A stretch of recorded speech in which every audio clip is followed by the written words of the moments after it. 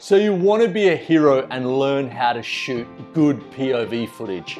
Well, today's the day. It is raining outside in Madrid, so we're going to do a bit of homeschooling at Sam's bike.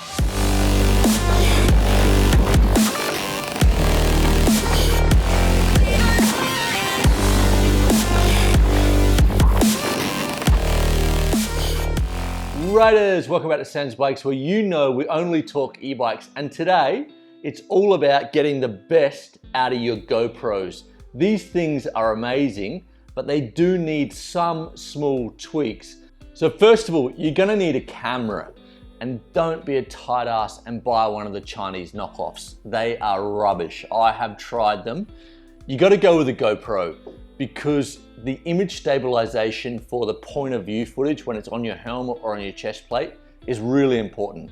And if you are in the market for a GoPro, the GoPro 7's very good value. It's actually the first really good GoPro. And then you can go GoPro 8, which is good, or then you can go the bad boy, the GoPro 9 Black with the Max Mod wide angle lens.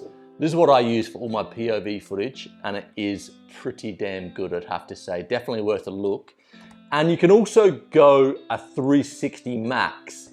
This is really cool. This gives you definitely a different look on the bike. But riders, there's loads of processing to do after the ride. So if you do like an hour of footage, it's probably going to take you 3 or 4 hours to process that footage on your computer, and you also need a pretty fast computer.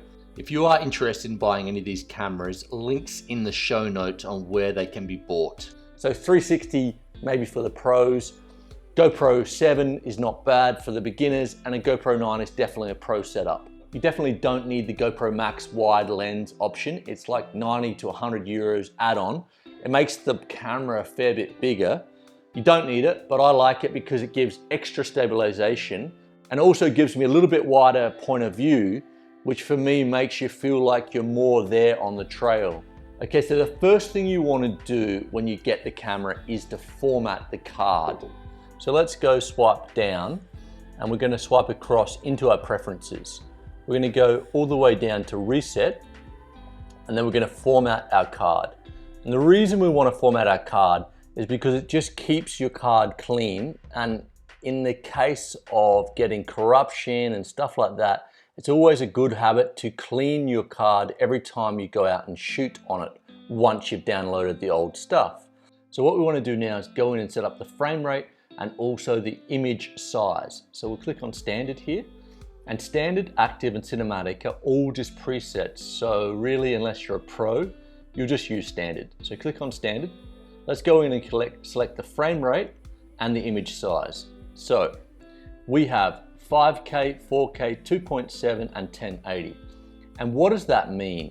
Okay, so 5K means it's got 5,000 pixels on the longest edge, 4,000 on the longest edge, 2.7 on the longest edge, and 1080 on the longest edge.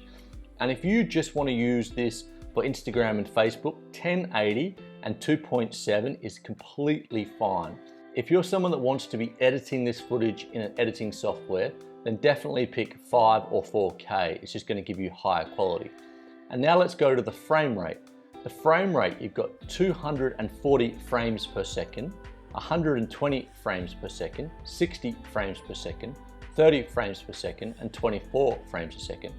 Now, what does that really mean? Well, the standard rate for cinematic work and TV is 24 frames or 30. So when we watch back TV, it's either in 24 or 30. And when you pick 60 frames or 120, what that's doing is it's giving you more frames in the same amount of time. So when you play it back, you really won't be able to tell the difference between 60 and 30. But what it will allow you to do is, say you're jumping something, it will allow you to slow that footage down into 30 frames a second. So for me with POV, I generally stick to 30 or 24. And if I'm getting someone to film me, I'll shoot at 60 or 120 because that will allow me to slow it down. Riders, I hope that makes sense. But a rule of thumb, just shoot it at 24 or 30 for POV footage. Now we go onto the lens. So we click on the lens. You've got lots of different options here.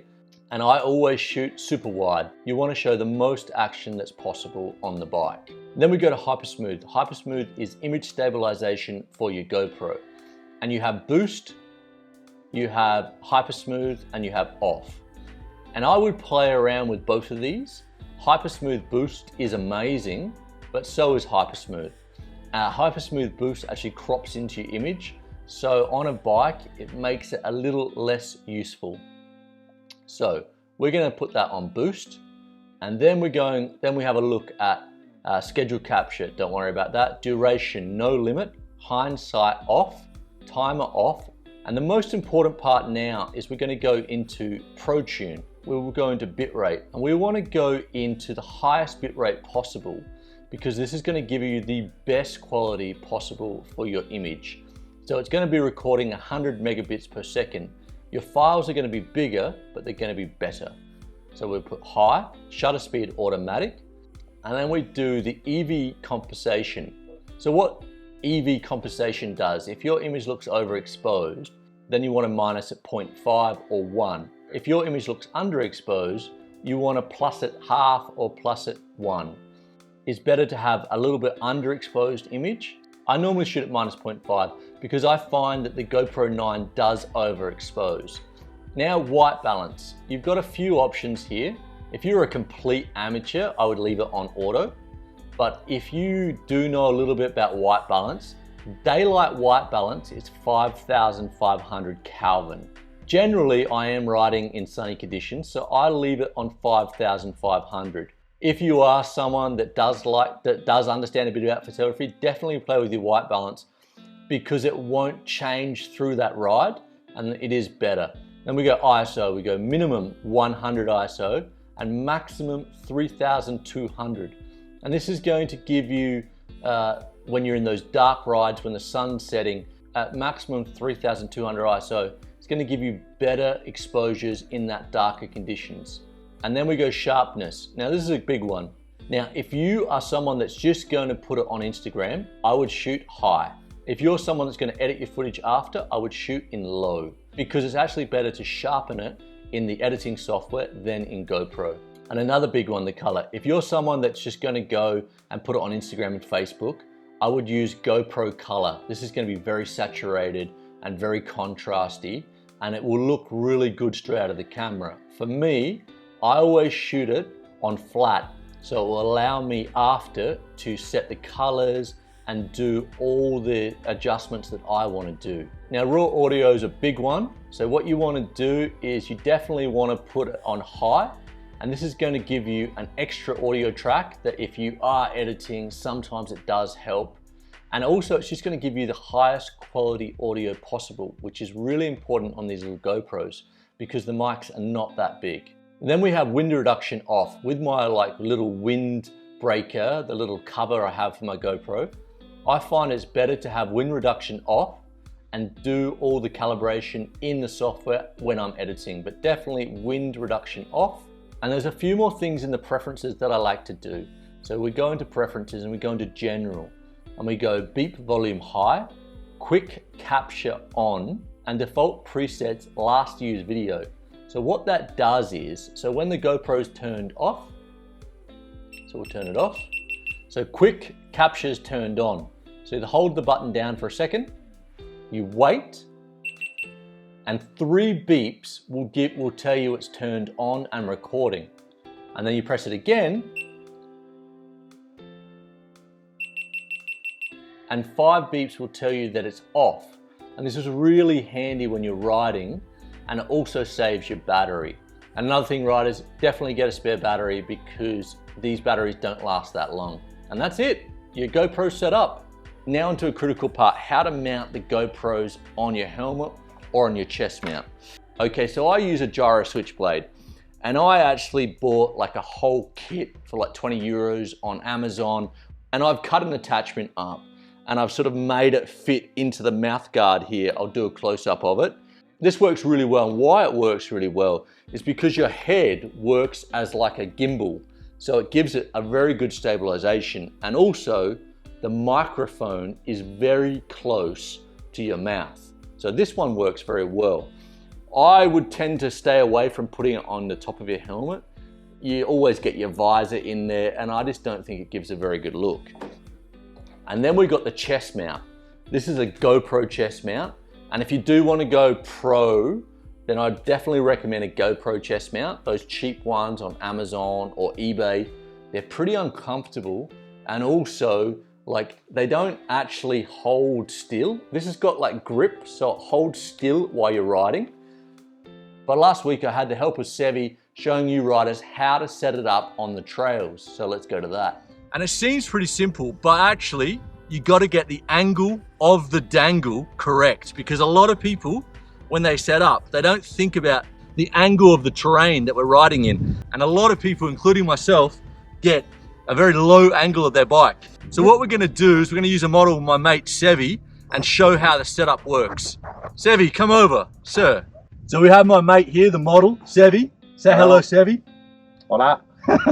Sevi's got the new Canyon. I'm super happy because he's finally got an e-bike and we haven't ridden for years. So what you want to do when you're setting up, so Sevi's got it on the mount on the helmet.